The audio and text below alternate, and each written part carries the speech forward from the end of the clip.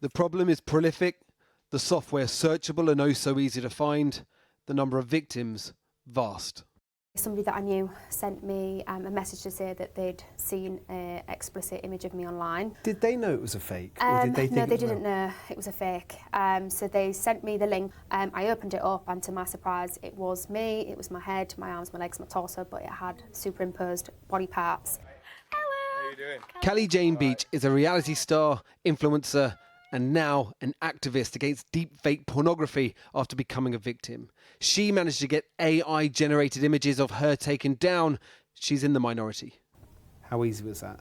It wasn't easy. I went to the police. They basically wasn't much help. Kind of said that, you know, well, technically it's hosted on a global site, so it's kind of not our jurisdiction, and also that it wasn't a real image of me, so it was a real grey area in the law. They basically said if it was a real image, more could have been done. Under new laws introduced today, that will change. The internet is awash with millions of disturbing computer-generated pornographic images of real people. The most targeted women, not celebrities, but private individuals. Under a new law, using an app to do that without consent could be punishable by 2 years in prison.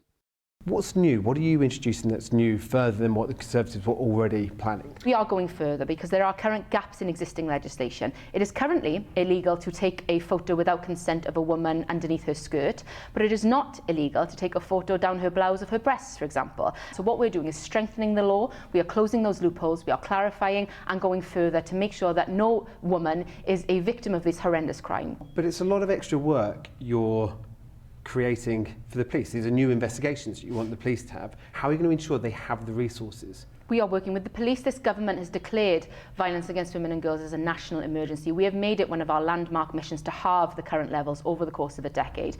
We are getting on with delivering that through our plan for change, whether that's working with the police, working with the justice system, working with education systems, and working with everyone in society to come together to tackle this culture and to say that enough is enough.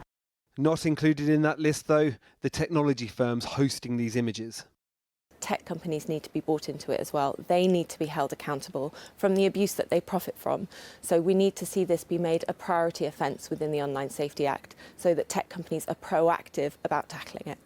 To be an effective deterrent, though, if creating deep-fake pornography without consent will warrant 2 years in prison, you need prison spaces.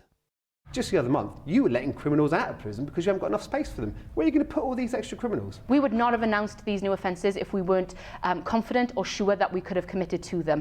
Today's announcement has been widely welcomed by campaigners, but their fear, can laws ever evolve as quickly as technology?